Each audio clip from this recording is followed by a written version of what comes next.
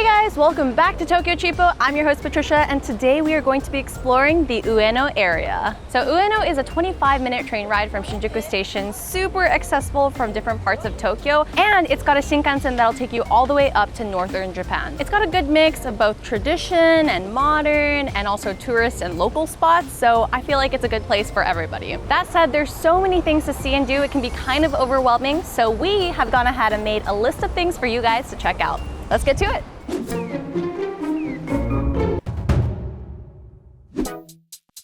This is Ameyoko Shopping Street. It's actually right by Ueno Station, in front of the station. And what I love about this place is it's just pure chaos. There's all these shops and restaurants all packed into one different, chaos. Chaos. All packed into one street. And honestly, it kind of reminds me of China in a good way. The vendors here are very open to negotiation, so if you're good at that, you can actually get a really good deal. So Ameyoko started as a black market during World War II, but since then it's transformed and now it's this place for locals to shop for food, clothes, whatever. It's a really good place to buy things for cheap, especially if you're good at negotiating. I've been here countless times and I noticed that they have this weird obsession with military wear, military clothes. If you know why that is, please let us know in the comments. Ameyoko Street during the daytime is completely different from when it's at night. I mean, the stores are still the same, but the lights turn on, you see the chojins, and all these Japanese salarymen come to the izakayas and sit on the streets. It's a vibe. I love the vibe here. It's a vibe. Also, there's a lot of streets like this in Tokyo, but I feel like here you've actually got locals enjoying the atmosphere too. I couldn't help myself, you guys. Ueno has a lot of street food and I got myself a little candy stick, which leads me to the food scene in Ueno. They have lots of different restaurants, food streets, and right behind me you can actually see people sitting outside and eating. So Ueno has a lot of outdoor seating areas, so it's good when the weather is nice, you can sit outside, drink with the locals, enjoy the weather. It's got that local vibe. Of course, there are tourists in this area, but compared to somewhere like Shinjuku, it feels way more local. So with that being said, I'm gonna eat my candy now. How is it? Very sweet. Ooh! I have not had one of these in a while. Candy in Japan. Oh my god. I've never seen someone eat a kebab. I'm skipping levels. You've probably seen people have a full meal in Ameyoko Street, which is why we're not going to be doing that.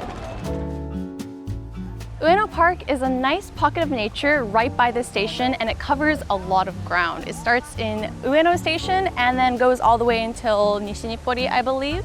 And there's lots to see and do. This road that we're walking by right now actually has a lot of different hydrangea plants. So during the season, you'll see lots of hydrangea flowers.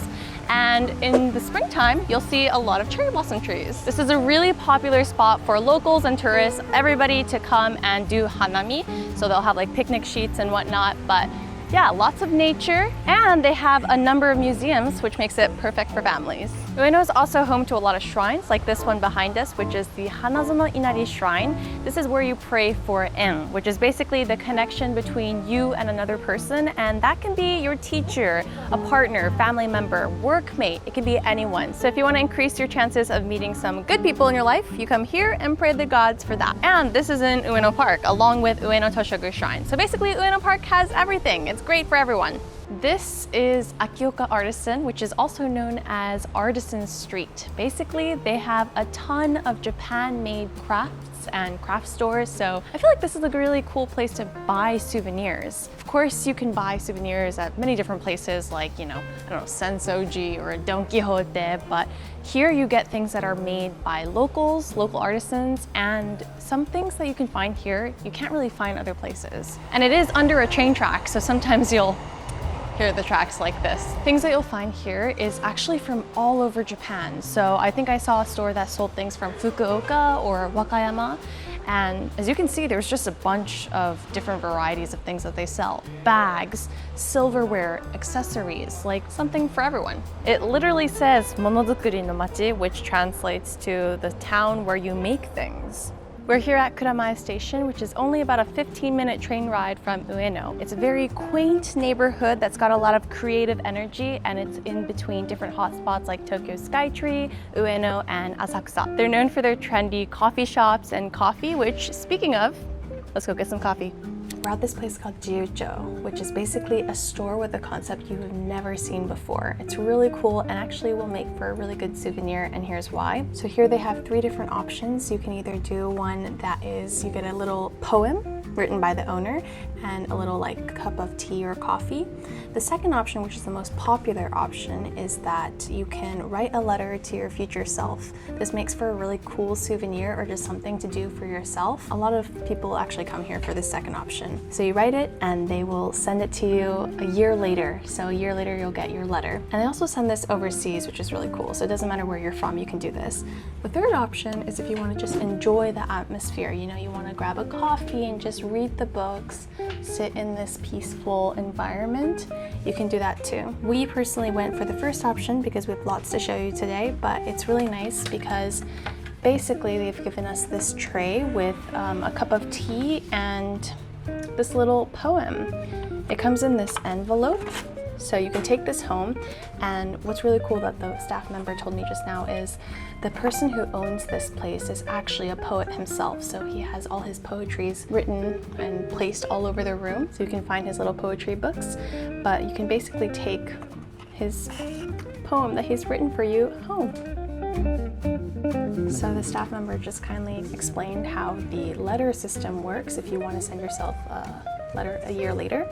So you're going to get an envelope, and you're also going to get 4 different cards. She was explaining that sometimes when you're writing a letter, it can be hard to be inspired or know what to write. So that's why they've got like different themes, like poems with different themes to kind of get your creative juices flowing. And they've also got a little card, a reflection card, so you can, there's questions and you can, you know, answer these questions that they have. I think this one would be the one I would look the most forward to. And then they've just got a postcard, so you write the letter, and this is a bonus. You can actually use this colorful card to write to a friend. And at the very end, they'll compile all your papers, put them in this nice little envelope, and seal it with a fancy stamp. And you'll write the date, and a year later, you will get this envelope. Isn't that such a cool concept? You can write yourself a letter or a friend a letter that you can get a year later, and you'll probably even forget about it. So imagine you're sitting at home one day in your home country and then you get a letter and you're like, crap, I miss this. Let's go back to Japan. That's probably what's gonna happen. There are hundreds of things to see, eat, or do around Ueno, let alone all of Tokyo, and we know planning can get overwhelming. So if you need some help, Klook has you covered. Booking things in Japan can normally be quite difficult, but you'll be able to browse through activities all across Japan in your home language and easily use your international credit card to book those memorable moments you're looking for. Want to experience wearing a kimono? Or how about seeing a sumo wrestler in action? If traditional activities are your thing, then why not try some glass making or learn about the history of Asakusa? If you're a subculture fan or an otaku, there's something for you too. Klook has regular flash sales and seasonal discounts, so it's a good idea to keep an eye out for those on their website. Check out the link in the description below to get started straight away on planning and booking your tickets on your PC or phone. We've just popped into this little coffee shop that also has like craft. It's really interesting. And I got myself a little cold brew because it is hot. Today it is hot. Oh, that's nice. But this is really fitting actually because this place, actually in the Edo period, was known for its like warehouses and community centers, but then over the years it's kind of blossomed into this trendy area that has lots of cafes and creativity, artisans. So this place that we're at, Yukizna, kind of like, I feel like has both of the things that makes up Kuramae, creativity and coffee. So you can just grab a coffee, and they have these little fabric pieces, colorful pieces set up for you, so you can craft whatever you want, craft something you like, and then keep it moving. From the Kuramae station to this coffee shop, we actually came across several coffee shops, not just one. So if you like coffee, then maybe Kuramae is for you.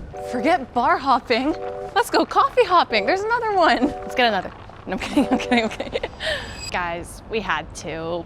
We walked past the store being like, no, we don't need another coffee. And then we came across something that said cube financier cheese pepper. Have you ever seen a financier with cheese and pepper inside? Neither have we, so we decided to get it. They also had carrot cake. I feel like carrot cake can be kind of hard to find in Japan. Not only did they have the original carrot cake, but also a chocolate one. And there's a lot of vegan and gluten-free options for a lot of the products. We're gonna start with the pepper cheese financier. That is surprisingly good. What, really? Yeah. So the outside is like a regular financier, but the inside has like a peppery, cheesy flavor because it's got a paste inside. That is really nice. If you like cheesy, you know, kind of like the sour taste of a cheese, I think there's like people who are not gonna like this though. It's like you either like it or you don't. The pepper complements the sweetness. It's not too sweet because of the pepper. Just like us, if you see anything unique like this, just try it. You never know, really. You might like it. Do you wanna try it? Shaw's over here like, I'm so confused. Right? It's confusing, but it's not bad, is it? It's really good. Yeah. It's actually really good. Right. We're gonna move on with the carrot cake. So carrot cake is really good. I love carrot cake. Shaw personally thinks that anybody who doesn't like carrot cake basically has the taste buds of a 2-year-old. How can you not like carrot cake? Carrot cake is the best cake. This one in particular seems very moist. I'm just gonna go for it.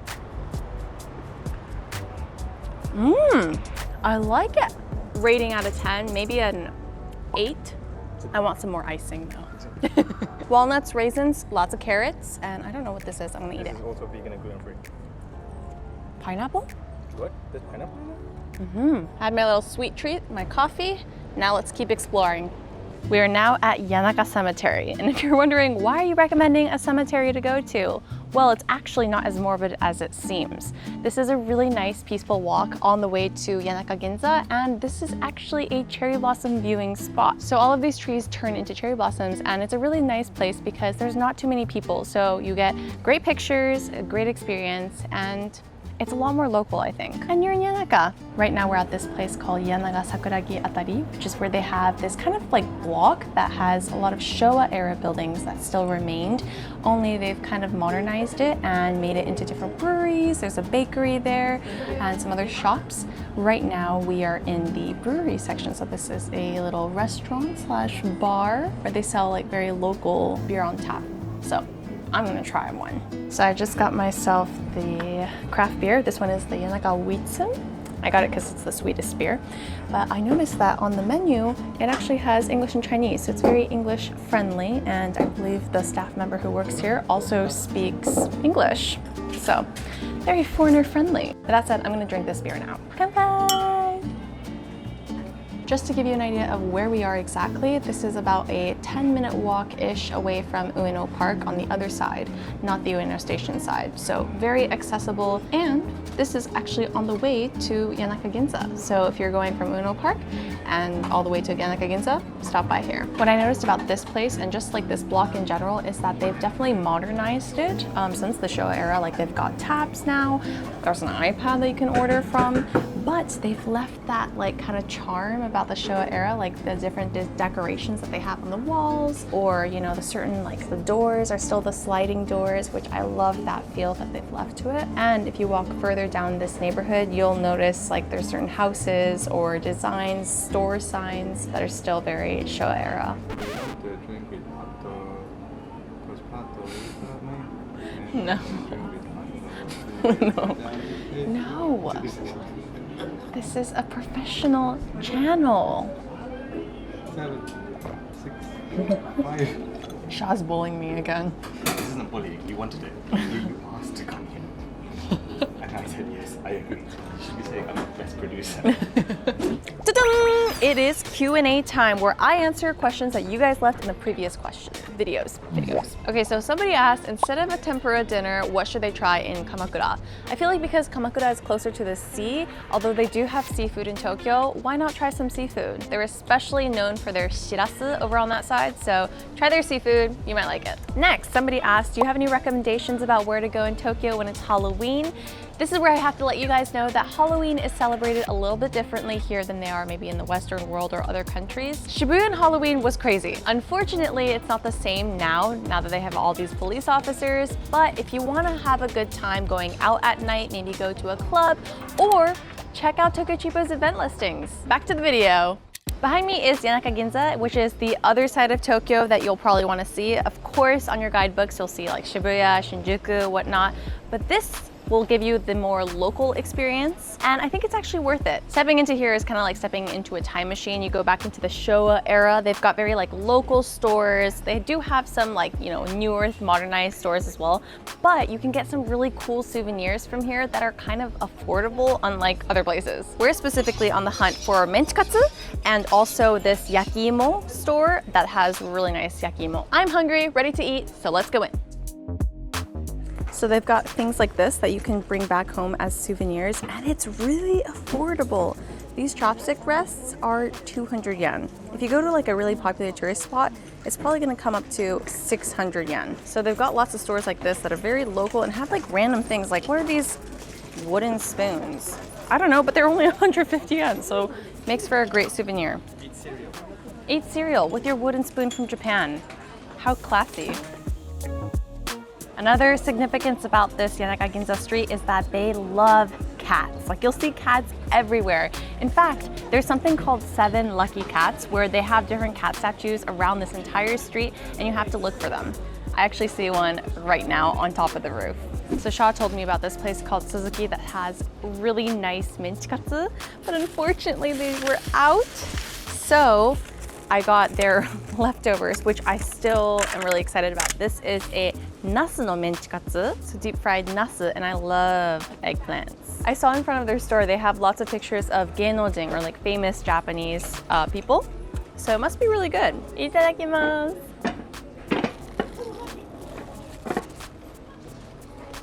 Look, it's got the minchi inside the nasu. What the heck? That's so bomb. I've never seen it before.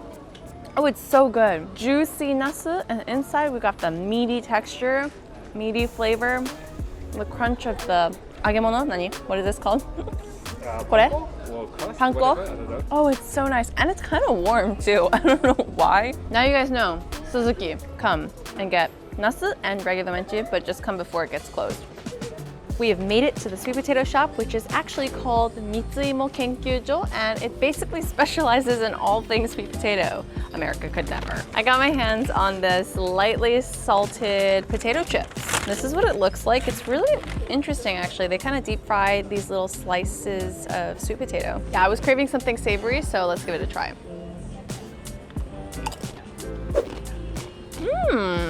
These are one of those things you can just keep going. It's just like airy, crispy, and they've added the salt so it's nice and salty. So as I mentioned, this place specializes in sweet potato in general, so they not only have little chips like this, but they have the actual sweet potato that you can get by itself. And with sweet potatoes, not many people realize that the Japanese sweet potatoes come in different like textures depending on what you like.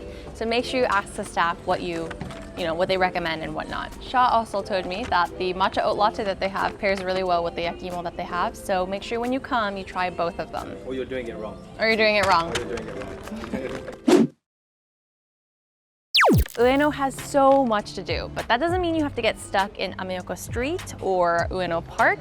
Head over to Kuramae or come down to Yanaka Ginza. There is so much to see, and each little neighborhood has like a different vibe. So I feel like you can just walk on over to all these close neighborhoods and have a day. Heck, you can even walk down to Akihabara. It's only like 30 minutes down the road. Plus you get to walk down these little neighborhoods. So with that said, let us know which spot you like best. Like, subscribe, comment, all that fun stuff, and I will see you next time.